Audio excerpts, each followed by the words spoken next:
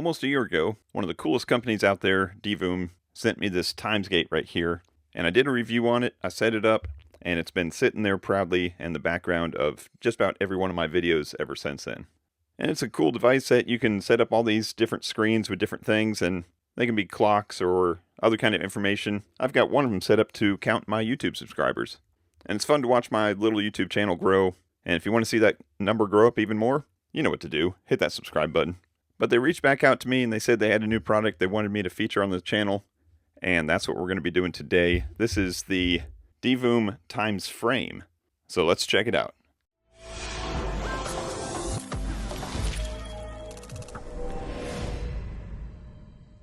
Hey everybody, it's Chris from FamilyGeekery, and today we're going to be checking out the Divoom TimesFrame. And this is going to be another one of those nifty gadgets that can display a whole bunch of stuff on the screen. In fact, this one has a 10.1 inch HD screen, and I think you're going to be able to like widgetize a bunch of different things on there. It can store up to 350,000 images. We're not going to test that today, but that's pretty darn impressive. And then, like it says, you got some physical dials on here that can, I think, interact with whatever you put on the screen. And it still has that kind of steampunky slash pixelated, retro pixel design. And we're going to see what we can do with it. So let me get this thing open.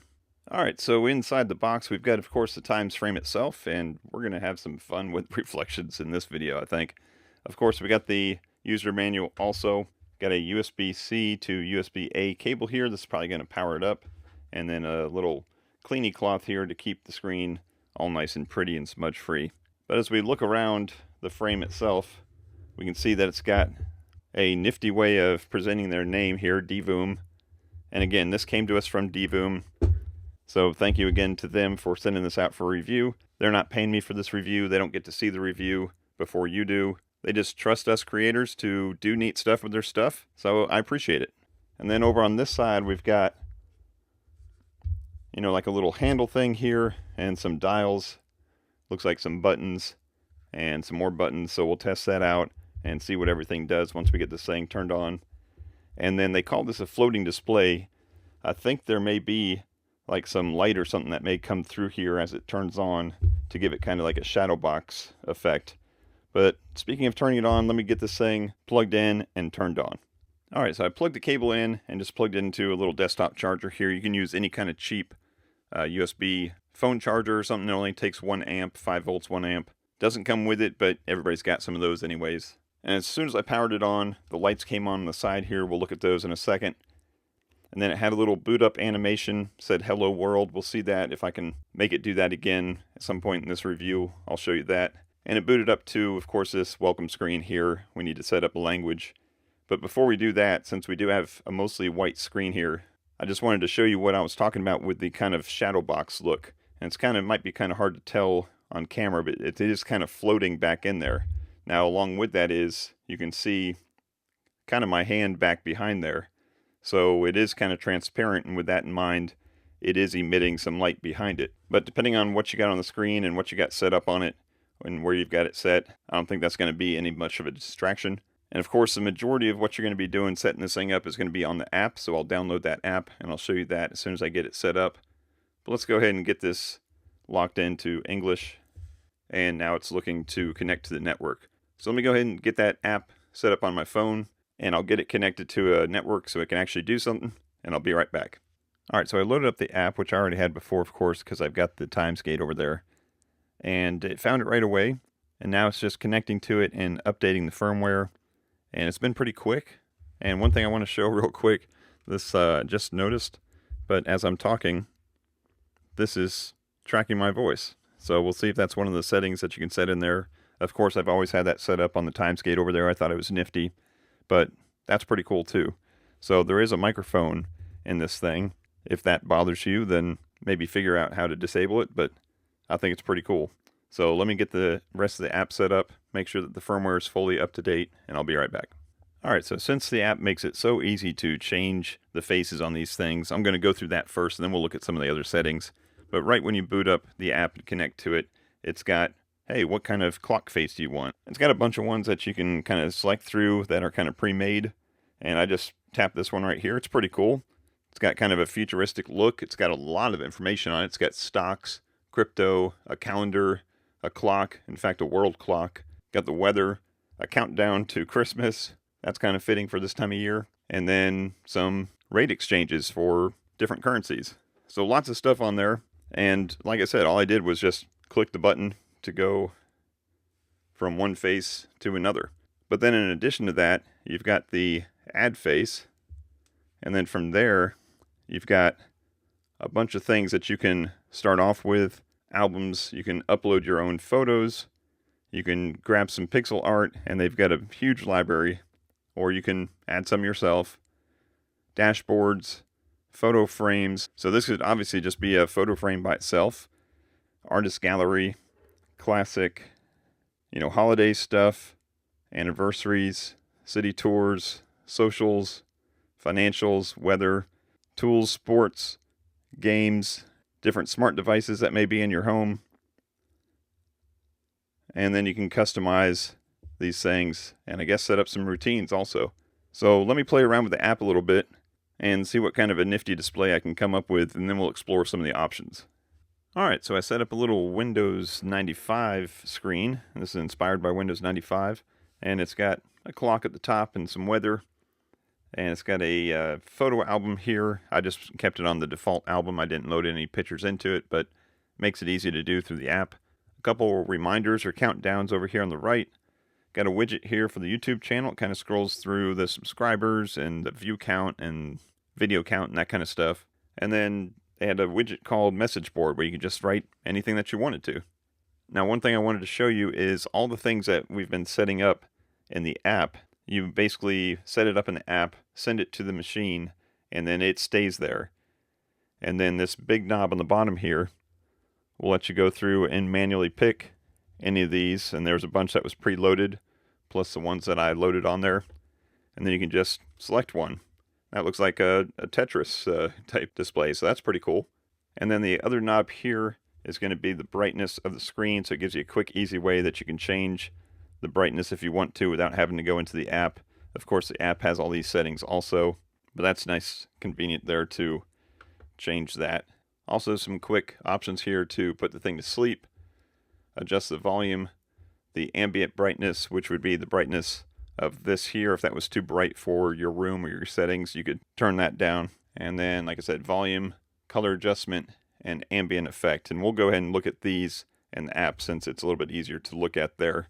And if you just let that alone for a couple seconds, it'll go back to whatever frame that you had set up. So speaking of the app, let me go back to our Windows 95 screen here. And you might wonder how it knows what the weather is. And that's just basically in the device settings itself. You can set up your location, and then you can tell it if you want Fahrenheit or Celsius, and then you can set the time also. So let's go into the app again, and I'll show you some of the device settings. And the first thing I want to show you is this is what your device settings look like. But if you have multiple devices, it took me a little while to find out how to find the other device or how to add a device. Because I already had the times gate, and it came up with device settings like this when I clicked on device. But if you just click here, then it allows you to come over to add or, modify one of your other devices. So we'll keep that on TimesFrame and go back. And then here we can see we've got a quick, easy place to get to the brightness again right up front. And then a power button, of course. And then this RGB button here will let us go do some of the things that I talked about as far as the ambient light brightness and the ambient light mode. So let me go ahead and bring this around so you can see. Now I'm still set up with kind of the microphone activating the ambient lighting there, and that is because I've got EQ rhythm set up. So if I go ahead and untick that, then that doesn't happen anymore, but nothing's happening. So you just have to go down here and select a different mode. And then you can just kind of go through all the different ones. Now it's not affected by my volume at all. And you can just click through all the different ones and find one that you like. There's several to choose from. All based on, how much ambient light you want, or if you don't want any at all, you can turn it off or turn the brightness, way down and have some fun with it. And then this one here is going to be the one that would set up for your EQ rhythm. And then you got some static colors or color cycle. Lots of different ways to customize the settings here. So let's go ahead and just set that back how it was and see what other kind of settings we have. So back at the device itself, we go into device settings, and here again we got our brightness again. We can turn it to night mode, adjust the color temperature, set the starting clock face and the frame that we want when it boots up. We can adjust the video volume here, the photo transition speed, the slideshow theme, the frame background, the photo display order. If we want the title, the clock, the weather on there, turn up and down the notification sound, and then change some of our settings for, the time, the clock, the location. I just set it for New York to test it out. And then here's the way that we can disable the microphone if we want to. And then another nifty thing, mirror reverse. You can actually take the whole display and reverse it in case you were streaming with maybe a selfie cam or something. And we've all seen videos of somebody that had something that was backwards in the background. And I think that's kind of a nifty thing that you can do. Now, in addition to all those other frames that we saw in the library there is these device features in the device settings. And a bunch of different things you can do: photo album, design, AI drawing, Microsoft Calendar, Google Calendar, planner, scoreboard, alarm, that kind of stuff. And so I clicked on AI drawing, and it says, hey, what do you want a drawing of? And I just said the FamilyGeekery logo. And this is what it came up with. So I'm not sure how it came up with that from the prompt of FamilyGeekery logo. Maybe they didn't want to steal my copyright or something. But it's nifty that you can just kind of play around with it, and it did come in with kind of like a pixelated type look, so that's pretty cool. But with a display this big, there's lots of nifty things you can do with it. Like in this case, I just clicked on the thing that said noise meter, and here it is. So you can definitely play around with it and find all kinds of nifty things to play with. So pick your favorite screens, put them all together, and then set this on your desk, and hopefully it's helpful to you. But since this is a review, I'm going to go ahead and share some thoughts about it.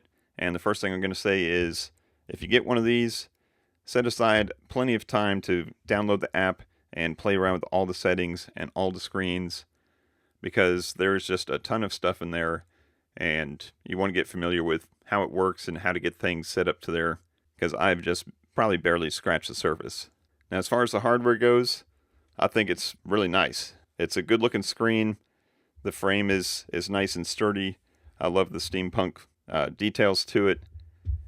It kind of matches my Timesgate over there. I like the floating screen design. I like the fact that it does have a speaker and a microphone in it for different functions. If you're concerned about privacy, of course, you can turn that microphone off. But yeah, it's just an all-around nifty thing. And you can see in the back here, it's basically just a backlight for the display that you've got in the front there. Now, as far as the software goes, like I said, there's plenty of different options in there. But the one thing I did wish that it had is a little bit more granular control. Like, for example, let me pull up the Windows 95 screen again. When I was going through and setting this up, basically this clock at the top here could either be a clock or it could be like a 5-day or a weekly forecast. So that's fine. This right here is basically going to be a photo album. And then you had a couple different widgets for the bottom right one here. But over here, there was only a couple things that you could do. There was the countdowns, which I have here. There was some other weather-related stuff like the humidity and the wind speed, which I didn't think really went with the whole aesthetic. So I wish you could take, a screen like this and then grab widgets from something else, like maybe the NBA scores, and throw those here instead of a countdown timer. And maybe replace this with, maybe a world clock or, financial stuff, a stock ticker. And maybe there is a way to do that. Maybe I just haven't found it yet. But from what I played with it, this was, basically just a couple options on all of these. So to get some of those other things that we wanted, you'd have to go to a different, basically frame or a different setup and then customize that one.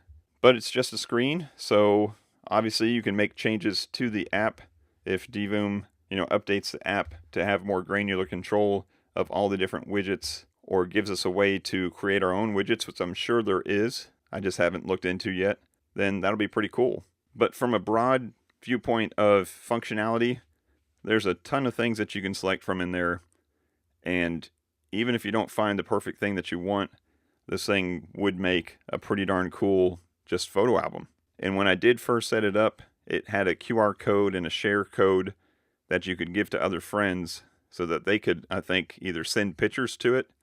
So maybe if you have family members that take a lot of pictures, you could give them that code and they could send pictures right through the web and they would show up on your display.